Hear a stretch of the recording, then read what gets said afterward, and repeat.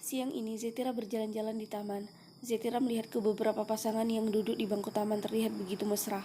Seketika itu juga Zetira sedih karena teringat Ares dan kemudian berlari tanpa sadar Zetira menangis. Ia pun meluapkan emosinya. Air matanya terus mengalir di bawah salju yang turun. Tidak ada rasa yang lebih menyakitkan selain putus cinta, frustasi, galau karena kehilangan hingga rasa kesepian. Tiba-tiba Zetira merasa ada sebuah sentuhan tangan seseorang di pundaknya.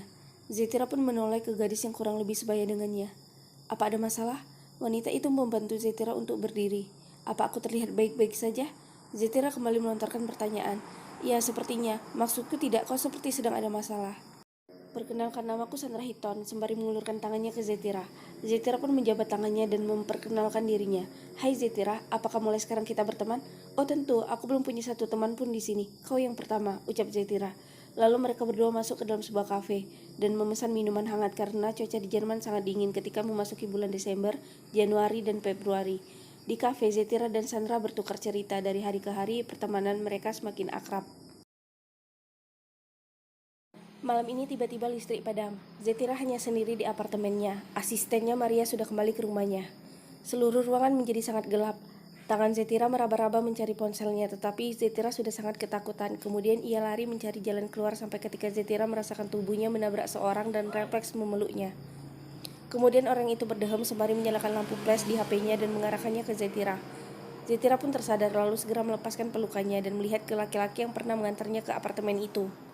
Apa yang kau lakukan di sini? Ucap Zetira kepada laki-laki itu. Aku hanya ingin bertemu denganmu, melihatmu apa kau baik-baik saja, tapi kau malah memanfaatkan situasi. Kau baru saja memelukku, apa kau rindu padaku? Ah, sepertinya begitu, karena beberapa hari ini aku sangat sibuk. Sudahlah, mengaku saja, diam-diam kau mengagumiku kan? Zetira menarik napasnya dalam, lalu menghembuskannya. Ia benar-benar tidak punya waktu untuk melayani laki-laki di hadapannya bicara, dan memilih kembali masuk ke dalam apartemennya setelah lampu baru saja menyala.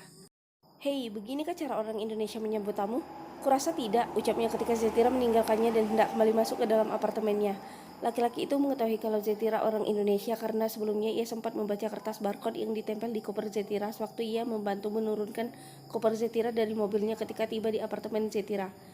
Zetira pun membuka pintu dan membiarkan laki-laki itu masuk dan bertingkah seenaknya seolah berada di rumahnya sendiri.